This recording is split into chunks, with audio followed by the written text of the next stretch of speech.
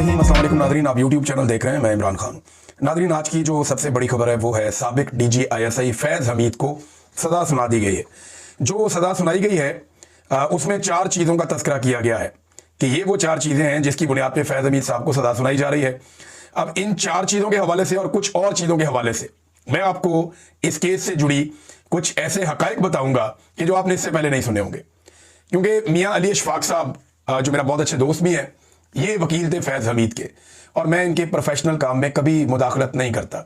मैंने कभी भी इनके प्रोफेशनल ड्यूटी के हवाले से नहीं पूछा और ना कभी उन्होंने बताया। वो एक प्रोफेशनल आदमी है, वो अपना काम करता है, मैं अपना काम करता हूँ।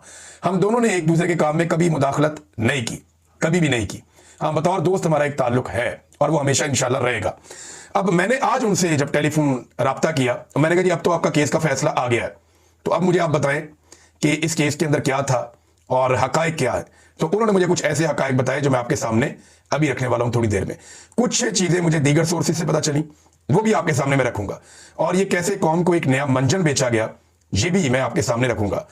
एक तो नाजरीन आप ये याद रखिएगा कि जनरल फैज़ हमीद के ऊपर 4 किस्म के इल्जामात हैं जिसकी बुनियाद के ऊपर जनरल फैज़ के खिलाफ ये फैसला सुनाया गया। इस पर ख्वाजा आसिफ का ट्वीट है, इंफॉर्मेशन मिनिस्टर जो है उसका ट्वीट है, दीगर बहुत सारे लोग इसके ऊपर ट्वीट कर रहे हैं। तो जो 4 इल्जामात हैं जिनका तस्करा हो रहा है, इनमें एक इल्जाम है जी सियासी सरगर्मियों में मुलव्वस होना, दूसरा इल्जाम है जी ऑफिशियल सीक्रेट एक्ट के खिलाफ वर्जी करना, इख्तियारात का नाजायज इस्तेमाल करना, सरकारी वसाइल का गलत इस्तेमाल करना और लोगों को नुकसान पहुंचाना। ये इनके ऊपर इल्जामात हैं। तो 4 इल्जामात लग गए जनरल फैज़ पे और वो कहते हैं जी साबित हो गए और इस बुनियाद पे सजा सुनाई गई। क्या ये सजा सुनाई गई है? तो इसका जवाब है कि सजा नहीं सुनवाई गई। मैंने अभी कंफर्म किया है, ना वकील को ना फैमिली को किसी को भी बुलाकर बाकायदा सजा नहीं सुनाई गई। मिलिट्री कोर्ट हो या दुनिया की कोई भी कोर्ट हो, वो बाकायदा बुलाते हैं, बुलाकर खड़ा करते हैं और वहां पे सजा सुनाते हैं। हो सकता है फैज़ हमीद जहां पे मौजूद है वहीं पे जाके फौजी ऑफिसर ने फैज़ हमीद के सामने खड़े होकर या उसको बैठाकर या खुद बैठकर वहां पे सजा सुना दी हो, लेकिन अभी तक मैं आपको ये कंफर्म कर रहा हूं कि इस सजा को सुनाए जाने का जो एक बाकायदा तरीका होता है उसको अडॉप्ट नहीं किया गया। मैं इससे पहले कि इसमें मजीद हकायक आपके सामने रखूं, मैं एक चीज आपको बताना चाहता हूं अपने तौर पर, डिस्क्लेमर देना बहुत जरूरी है। मेरे पे जब मुझे ऐसा ही नहीं हुआ किया ना, तो उन्होंने कहा जी तुम फैज़ हमीद से मुलाकात करते रहो। मैंने कहा जी सारी जिंदगी में इस आदमी को मिला ही नहीं, मैंने इस आदमी से सारी जिंदगी कोई मुलाकात नहीं की। आप ये साबित कर दें, मुझे फांसी पे लटका दें। फैज़ हमीद आपका जर्नैल है, आप उसको उठाकर पूछें, वो आपको बताया कि पूरी जिंदगी में उसने मेरे से एक मुलाकात की हो या एक बात की हो या एक पैगाम उसने मुझे दिया हो या मैंने उसे दिया हो। तो जो सजा आप मुझे देना चाहें, मुझे फांसी पे लटका दे। तो इस पे ISI वाले बहुत हैरान हो गए थे। उन्होंने परसेप्शन ये बनाई हुई थी कि मैं जैसे मेरे फैज़ हमीद से ताल्लुकात होंगे या किसी और जर्नैल से, लेकिन वो ये साबित नहीं कर सके। साबित क्या कर सके? उनके पास कुछ था ही नहीं, उनको पता ही नहीं था। बल्कि उसके बाद वो लोग शर्मिंदा से ही रहते थे। फैज़ हमीद का नाम जब भी लेते थे शर्मिंदा होकर ही लेते थे। तो मैं उन्हें कहता था लाओ ना कोई सबूत, बताओ ना, फैज़ हमीद तुम्हारे पास है, पूछो उसको, तुम्हारा जर्नैल है। मैं सारी जिंदगी उसको मिला ही नहीं, पूरी जिंदगी इस शख्स को नहीं मिला। और इन्होंने जनाब एक कहानी घड़ दी थी। एक तो मैं ये बताना चाहता हूं, दूसरा क्योंकि मुझे ISI ने अगवा किया था और सियासी मुदाखलत के लिए अगवा किया था। मुझे नदीम अंजुम के दौर में ISI ने अगवा किया और सियासी मकासद के लिए अगवा किया और मेरे से जितनी बातचीत की सियासत के हवाले से की और मुझे अपनी सियासत के लिए वो इस्तेमाल करना चाहते थे। जितने मुतालबात उनके थे सारे सियासी नौइयत के थे, उनमें कोई एक भी मुतालबा ऐसा नहीं था जो गैर सियासी हो। तो नदीम अंजुम ने और ISI ने सियासत में बदतरीन जो है मुदाखलत की थी मेरे मामले में भी। तो मैं तो बहुत खुश हूं कि एक जर्नैल को सियासत में मुदाखलत पे सजा हो रही है, लेकिन हकायक इसके बरक्स हैं। नंबर 1, फैज़ हमीद की फैमिली को या उसके वकील को बुलाकर यह फैसला नहीं सुनाया गया जो तरीकाकार होता है, किसी को आगाह नहीं किया गया। हो सकता है फैज़ हमीद को बुला के सुना दिया गया। यह फैसला व्हाट्सएप के ऊपर जारी किया गया और सबको पहुंचा दिया गया और अब यह फैसला आप देख रहे हैं। इस फैसले के बाद ना 3-4 बड़े सवाल पैदा हो गए पाकिस्तान में। एक तो लोग ये कह रहे हैं कि जनाब क्या 9 मई के अंदर भी फैज़ हमीद को सजा हुई है। नंबर 2, बहुत सारे लोग मामला उठा रहे हैं ना, एक मोहसिन बेग साहब है, एक 2-3 और सहाफी हैं, वो ये कह रहे हैं कि जी अब 9 मई का मामला है फैज़ हमीद के ऊपर, लिहाजा इमरान खान भी इसके अंदर फंसेगा, ये कह रहे हैं। एक तो 9 मई। नंबर 2, क्या इमरान खान को भी फैज़ हमीद के साथ सजा होगी, ये बात पूछी जा रही है। नंबर 3, फैज़ हमीद का क्या बनेगा। नंबर 4 सवाल ये है कि जो बाकी हैं उनका क्या बनेगा। आइए आपको इन चारों सवालात के जवाब देते हैं। नंबर 1, यहां पे कहीं नहीं लिखा कि फैज़ हमीद को 9 मई में सजा हुई है। तफसीली फैसला आएगा, चीजें सामने आएंगी तो पता चलेगा। और अगर 9 मई में फैज़ हमीद को सजा दी तो फैज़ हमीद क्या अकेला था? फैज़ हमीद क्या अकेला पूरा 9 मई कर सकता है? इसके अंदर पे पूरा का पूरा जत्था मुलव्वस होना चाहिए, बहुत सारे और फौजी भी मुलव्वस होने चाहिए। फैज हमीद से ऊपर या फैज हमीद के नीचे किसी एक शख्स को भी फैज हमीद के साथ सजा नहीं दी गई। क्या एक अकेला जर्नैल ये सारा कुछ कर सकता है? क्या इतनी बड़ी सियासी मुदाखलत और इतने बड़े खेल वो अपने जूनियर ऑफिसर्स की मदद के बगैर खेल सकता है?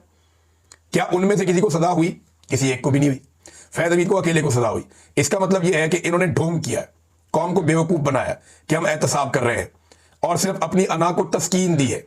फैज हमीद की सजा जो है वो अवेपोरेट हो जाएगी। इसको इन्होंने ठीक तरीके से सजा नहीं दी और ना ही ठीक तरीके से इसको ट्रायल किया है। मुझे ऐसा लगता है कि इसके अंदर 2 नंबरी है। 9 मई का मामला किसी जगह पे जिक्र नहीं है, किसी जगह पे इसका अमल दखल नहीं है। क्या इमरान खान को सजा होगी? कैसे होगी? यानी फैज हमीद को शामिल करना पड़ेगा ना कि सियासी मुदाखलत फैज हमीद ने की और इमरान खान उसका हिस्सा था, इसी पे सजा हो सकती है ना। 2 मामला हैं जिनको इमरान खान के साथ जोड़ा जा सकता है। एक, फैज हमीद ने ऑफिशियल सीक्रेट एक्ट की खिलाफवर्जी की। दूसरी सजा क्या हो सकती है कि फैज हमीद ने इमरान खान के साथ मिलकर सियासत की। यही बयानिया बनाया जा रहा है ना। ये 2 चीजें। नंबर 1, सियासत में मुदाखलत के हवाले से जब ट्रायल के दौरान फैज हमीद और उसके वकील से यह कहा गया सियासत में मुदाखलत के हवाले से और इल्जामात सामने रखे गए, तो उन्होंने पूरी एक लिस्ट दे दी और उस लिस्ट के अंदर सियासतदानों के, सहाफियों के और दीगर लोगों के नाम थे। नाम मैं आपको अभी नहीं बता रहा क्योंकि मैं भी अंडर ओथ हूं, तो मैं कुछ चीजें आपको नहीं बताऊंगा जो मेरे सोर्सेज से मुझे पता चली है।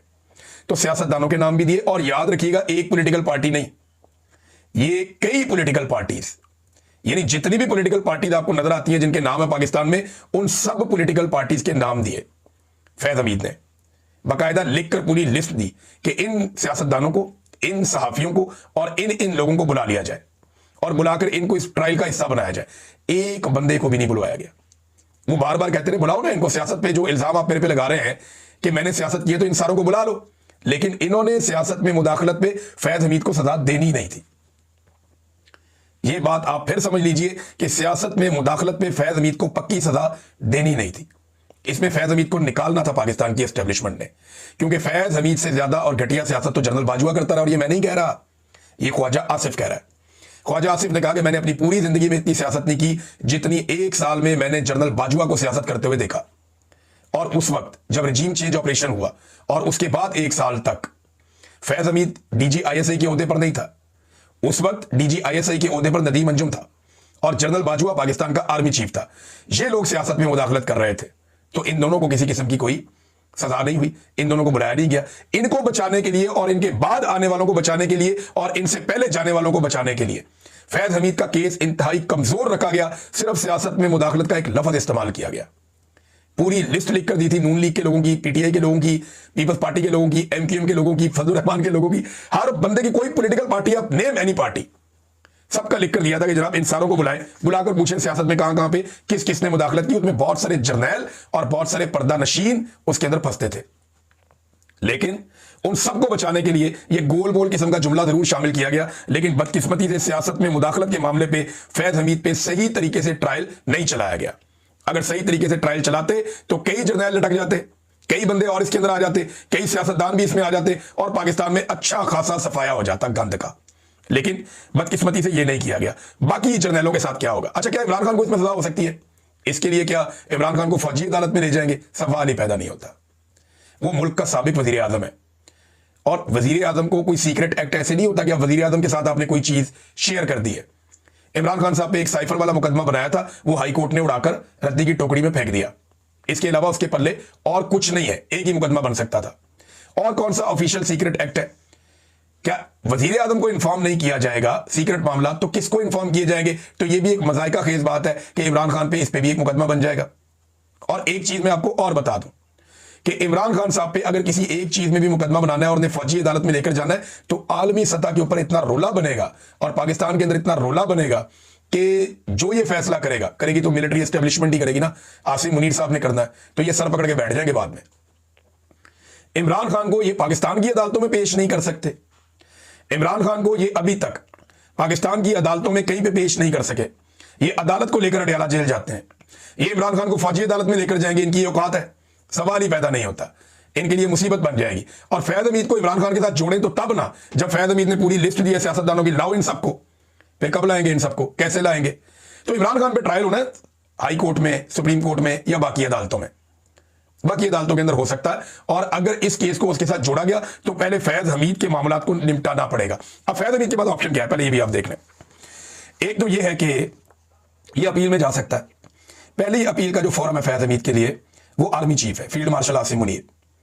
तो आर्मी चीफ पहला फोरम है, दूसरा फोरम है हाई कोर्ट, तीसरा फोरम है सुप्रीम कोर्ट। तो 3 जगह पर यह अपील कर सकता है और कोई टाइम इसकी पाबंदी नहीं है। यानी जब ये आर्मी चीफ को अपील करेगा फैज हमीद कि भाई मुझे रिलीफ दिया जाए या मेरी अपील सुनी जाए, तो आर्मी चीफ की मर्जी है, जब तक मर्जी ना सुने वो अंदर रख सकता है फैज हमीद को। अब चंद सवाल मेरे और हैं कि क्या फैज हमीद को इमरान खान की तरह ट्रायल किया गया। लेकिन इससे पहले मैं एक बात आपको बता दूं कि रास्ता जो खुलना चाहिए था ना, जिसके ऊपर हम सारे खुश हो रहे हैं कि जर्नैल टंगेगा, इससे पहले भी जर्नैल टंगे हैं, जर्नैलों को इससे पहले भी सजाएं हुई हैं, लेकिन सजाएं इनकी माफ हो जाती हैं। मिसाल के तौर पे ये आप देखें ना, कुछ अर्सा पहले एयरफोर्स के एक बंदे को सजा होती है और उसके बारे में खबर आती है जनाब कि इसको 10 साल सजा सुनाई गई है और इसने कोई गद्दारी की है पाकिस्तान के साथ, जबकि उसकी फैमिली ये बताती है कि ये पोल खोल रहा था और ये एतराज कर रहा था करप्शन के खिलाफ जो इदारे के अंदर होती है। तो ये साबिक एयर मार्शल जवाद सईद, इसको 10 साल की सजा सुनाई गई, फिर उसने एयर चीफ को अपील कर दी और एयर चीफ ने वो सजा जो है वो 2 साल कर दी। अब उसमें से कितना अरसा तो कट गया पहले ही, अब ये छूट जाएगा। यही ऑप्शन फैज हमीद के पास भी मौजूद होगा। अगर आसिम मुनीर नहीं छोड़ेगा तो ये मामला चला जाएगा हाई कोर्ट में। तो हाई कोर्ट के अंदर और एक फौजी अदालत के अंदर जमीन आसमान का फर्क है। जो मैंने अभी तक इंफॉर्मेशन इकट्ठी की है, इन्होंने जानबूझकर बहुत सारे लूप होल्स छोड़े। सियासत में मुदाखलत पे तो सजा हो ही नहीं सकती। वे किसी को बुलाएंगे, सुनेंगे, कोई गवाह होगा, कोई शवाहिद होंगे, ये तो जानबूझकर इन्होंने किया।